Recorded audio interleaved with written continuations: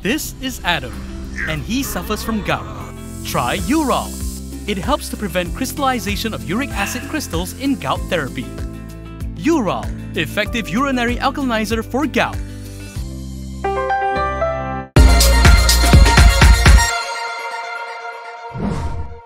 Hello, I'm Camelia, and this is KiniNews. Dr. Mahathir Mohamad has hit back at Prime Minister Anwar Ibrahim, saying it's not tunes that are difficult to investigate. In a press conference today, the former Premier also took the opportunity to criticize Anwar's administration.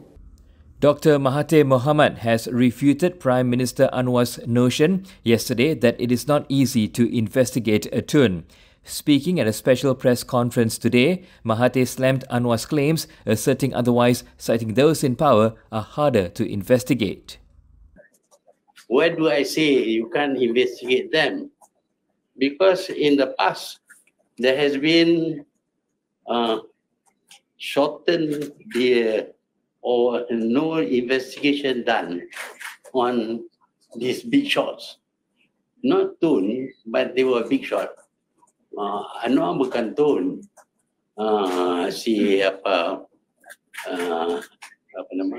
Timbalan Perdana Leadership bukan tun, Zainuddin, Azam Baki bukan tun, tetapi mereka tak boleh diinvestigate. Dr. Mahathir also took a jab at Prime Minister Anwar Ibrahim for repaying both his and former Finance Minister Daim Zainuddin's help during the Port Dickson by-election in 2018 with investigations. The former Premier said when he became Prime Minister the second time, he and Daim campaigned for Anwar, but now he wants to investigate them. When Anwar contested in a 7-way fight in Port Dickson in 2018, Daim, who at the time chaired the Council of Eminent Persons, had urged locals to support Anwar. Separately, Anwar confirmed today that the name of the candidate for the Sarawak governor position has been sent to the Agong. Speculation has been rife that Wan Junaidi would replace Abdul Taib Mahmud.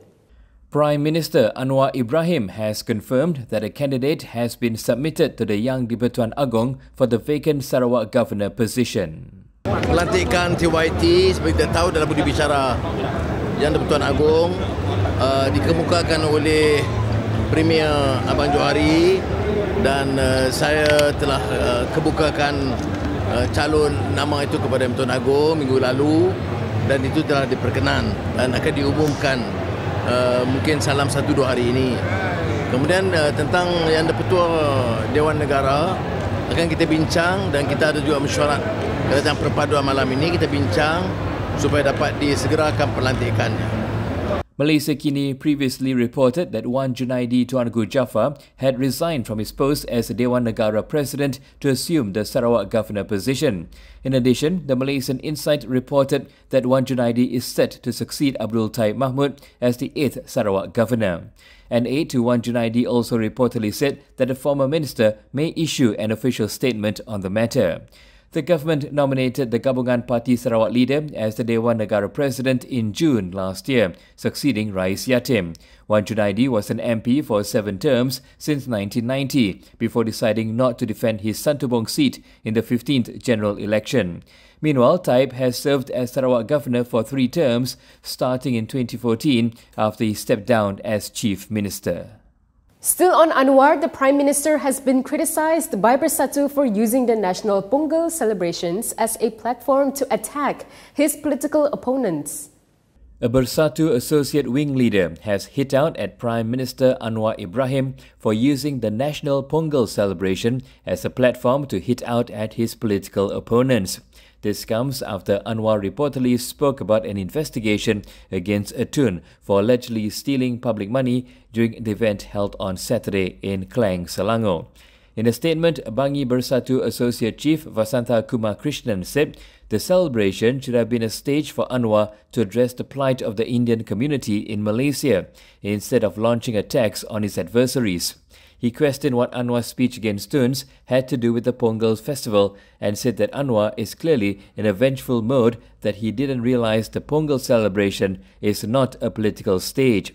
He added that Anwar should have used the stage to speak about the vision for the Indian community and inform the people about government policies to help the Indians who are being left behind in economy, education and job opportunities.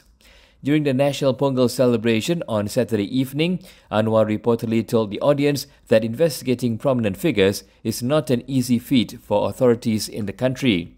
Hence, Anwar urged the people to support the government in its efforts to go after everyone involved in stealing from the country. He was quoted by Berita Harian as saying that authorities were going after them in order to protect the country against looters. A JCOM officer in the middle of an alleged loot scandal has filed a defamation suit against Bersatu's Chegubard. Abdul Wahab Abdul Qadir Jailani is demanding 5 million ringgit in aggravated and exemplary damages, among others.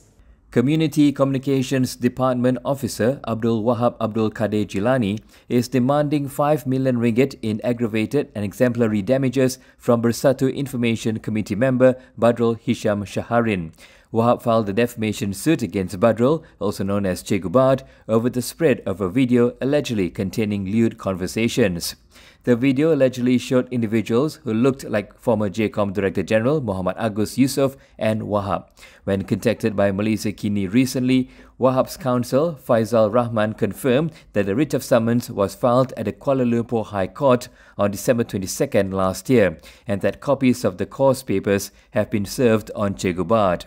According to a copy of the statement of claim, Wahab is also seeking an apology to be published on the defendant's social media accounts as well as several newspapers.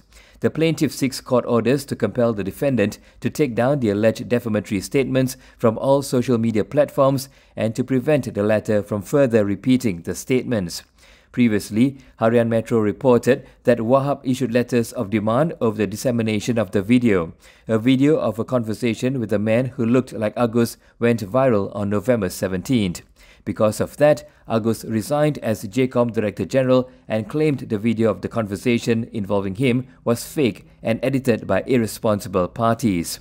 At a press conference on the issue, Wahab claimed he was made a scapegoat to bring down Agus by an individual named Mr. H. In the latest developments on the arson at Nge Ku Ham's residence, police have confirmed that a petrol bomb was used in the attack. Initial findings revealed that petrol was the cause of the arson at the residence of Beruas MP Nge Ku Ham in Aitawa earlier this month. In a statement, Perak Police Chief Muhammad Yusri Hassan Basri said that the Fire and Rescue Department confirmed the matter on January 18th. He added that the official report will be sent to the police soon and that 11 witnesses have been called in so far. The case is classified under Section 435 of the Penal Code, which is punishable by up to 14 years imprisonment and a fine. Muhammad Yusri also appealed to members of the public with any information on the case to contact the police. 2 days after the incident on January 12, police arrested a suspect in his 30s in Shah Alam but was later released on police bail and said he could become a witness. Since then, no new arrests have been made in connection with the case. Previously, Muhammad Yusri told Bernama that the investigation is still ongoing and is focused in Perak. In the early morning incident on January 10th, a Molotov cocktail was thrown into the compound of Nge's house, resulting in a fire that destroyed one of his cars and damaged 2 other vehicles.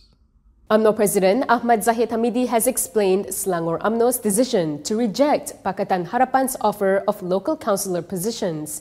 He added that their decision on the matter should be respected. UMNO President Ahmad Zahid Hamidi said greed did not play a part in Selangor UMNO's decision to reject Pakatan Harapan's offer of local councillor positions. This came after UMNO State Chapter declined the 20 local council posts the coalition offered to them out of 288 councillor seats in Selangor. Zahid said he had a meeting with the UMNO division chiefs in the state yesterday night and respected their decision on the matter.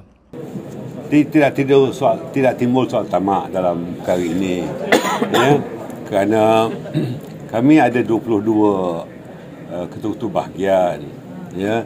Jadi kalau ada yang dapat, ada yang tak dapat, lebih baik semua tak dapat, ya. Kita serahkan kepada kerajaan perpaduan di Selangor di bawah kepimpinan Yang Amat Berhormat Datuk Seri Amiruddin untuk bersama-sama dengan kami, walaupun kami berada di luar PBT itu, tapi kami akan tetap mendukung dan menyokong program-program kerajaan negeri melalui PBT ini. Ya. Earlier, when rejecting the offer, Selangor UMNO had instead asked for 373 Village Development and Security Committee positions in the state. When asked for comments on this today, Zahid said that he left the matter to the discretion of Selangor Menteri Besar Amiruddin Syari. Zahid also insisted that UMNO is not discouraged and will continue to play its role independently. Ahead of the second episode of his podcast tonight, Rafizi Ramli has lamented the lack of opposition reps to challenge him. The economy minister said he won't give up on inviting PN leaders or supporters to come on his show. Economy Minister Rafizi Ramli claims that several Perikatan Nasional leaders have declined his invitation to his Yang Bakar Menteri podcast. Apart from influencer YB Viral, the others who declined include Machang MP Wan Ahmad Faizal Wan Ahmad Kamal, Pendang MP Awang Solahuddin Hashim, and activist Solicitor Hawa Yaakob and Sufi Kamari. Rafizi wrote on X that he won't give up and will continue to contact more pro-PN leaders and activists to take up the challenge of burning him directly. He added that they shouldn't criticize him behind his back and instead give constructive views in front of him. Rafizi added that some PN leaders used the excuse of former Pakatan Harapan leaders volunteering to join the podcast as a reason to decline their invitations. However, the economy minister insists he will stick to the main goal of the podcast, that is to give space to those who oppose or are critical of the government's approach. The Pandan MP said that due to the lack of participation by PN-linked individuals, his podcast invitations would include individuals who are generally critical of the government. In tonight's episode, Rafizi has invited academic Barjoyai Bardai, who has criticized the minister in the past. And that is all from me today. For more stories, you can go to Kinitv.com. You can also follow us on Instagram, Twitter, YouTube, and Facebook for the latest news updates. If you'd like to support independent media, do consider subscribing to MalaysiaKini.com. I'm Kimilia. Thanks for watching.